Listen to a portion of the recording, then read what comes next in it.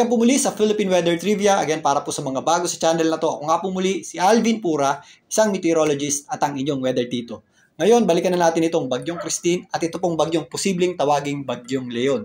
Unahin na natin itong Bagyong Christine.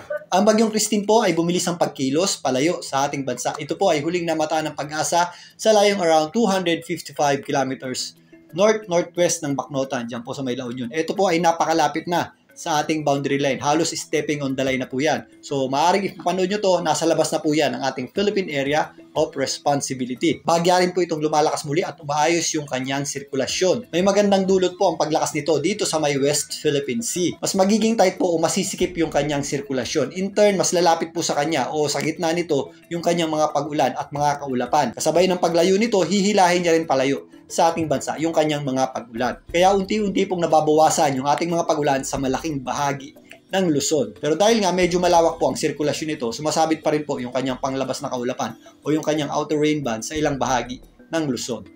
Dahil po sa unti-unting paglayo nito pong Bagyong Christine, significantly nabawasan na po yung ating mga pag-ulan o yung ating mga malawakang pag-ulan sa malaking bahagi ng Luzon. Meron lang tayong mangilang-ilang o mataas na tsansa ng pag-ulan dito po sa mga areas ng La Union, Pangasinan, kasama na po dyan ang Zambales at Bataan. At posible rin po dyan ang mga thunderstorms. Ito po yung ating panglabas na kaulapan o ito po yung epekto ng panglabas na kaulapan nito pong Bagyong Christine. Nagpapakita naman o sumisilip naman na ang araw sa natitirang bahagi ng Northern Luzon, Central Luzon, kasama na po dyan ang Metro Manila at maging dito sa ilang areas ng Calabarzon. Pero again, posible pa rin po yung ating mga scattered o kalat-kalat na pagulan o thunderstorms. Maliban dyan, nakakaranas din po tayo ng breezy hanggang gusty o pabugso-bugsong hangin dulot po nung panglabas na sirkulasyon nitong Bagyong Christine. Nagpapakita naman na ang araw dito po sa malaking bahagi ng Bicol Region at Eastern Visayas. Pero kung mapapansin nyo, mas maula po ang panahon natin sa malaking bahagi ng Visayas at ito pong ilang areas ng Mimaropa. Yan po ang general area ng Mindoro at Palawan. Posible rin po dyan yung ating mga isolated o localized na pagulan at thunderstorms. Ganun din po ang panahon natin dito po sa ilang bahagi ng Mindanao, dito po sa may areas ng Zamboanga Peninsula, Northern Mindanao, kasama na rin po dyan ang rehiyon ng Caraga. Ngayon, balikan natin itong official forecast track ng Pag-asa para sa Bagyong Christine. Sa kasalukuyan nga, maaaring nasa labas na ng ating Philippine Area of Responsibility. Ito pong Bagyong Christine. Patuloy po itong kikilos pa-westward, patungo dyan sa may area ng Vietnam in the next few days. Base dito, mapapanatili po nito ang lakas na severe tropical storm habang kumikilos dito sa may West Philippine Sea palayo sa ating bansa. Sa dulo ng forecast period ng Pag-asa, pinapakita po dito na posibleng humina ang Bagyong Christine after pong dumikit dito sa may area ng Vietnam. At meron din pong pinapakita itong U-turn scenario o recurve scenario pabalik sa direksyon ng ating bansa. Dahil po yan sa posibleng maging interaksyon nito dito sa bagong papasok na bagyo na posibleng tawaging Bagyong Leon in the next few days. Bago natin pag-usapan yan, silipin muli natin itong kulay dilaw o yung ating at least 39 kilometers per hour na lakas ng hangin na sakop ng kabuuang sirkulasyon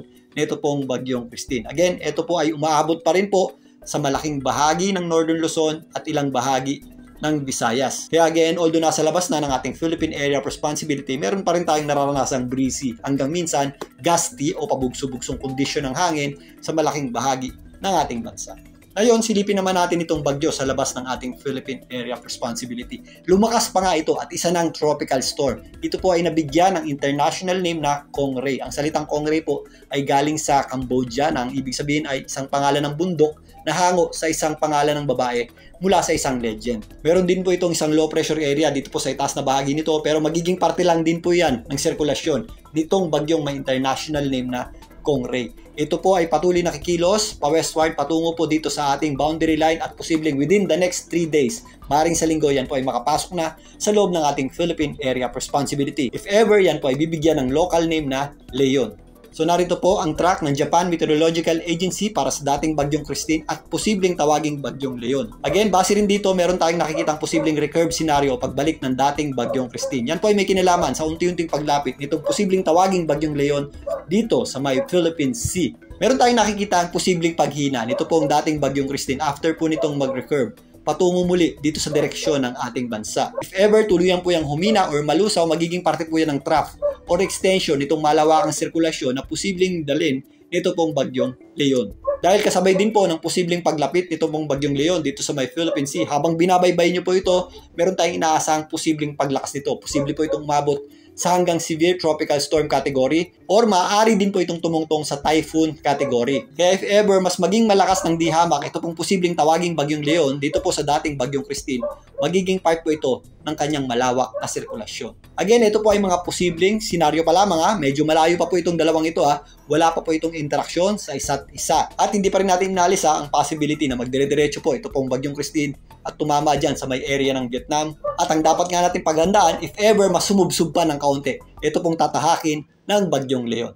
So palayo na nga po sa ating bansa, ito pong Bagyong Christine. Pero again, meron po agad na posibleng sumunod dito, ang posibleng tawagin ng Bagyong Leon. Ito pong sama ng panahon sa labas ng ating Philippine Area of Responsibility. Ang magiging epekto po nito pong posibleng tawaging Bagyong Leon sa ating bansa ay magdidepende pa sa structure nito at sa posibleng lapit nito o proximity sa ating landmass or kalupaan. Although ngayon meron tayong nakikitang recurve scenario nito patungo dito sa area ng Taiwan at southern portion ng Japan. Medyo malawak din po ang sirkulasyon nito kaya posible pa rin po yung sumabit dito po sa ilang bahagi ng ating bansa. Maliban dyan, dapat pa rin natin paghandaan ang posibilidad na masumubsob pa ito ng kaunti papalapit sa direksyon ng ating landmass or kalupaan.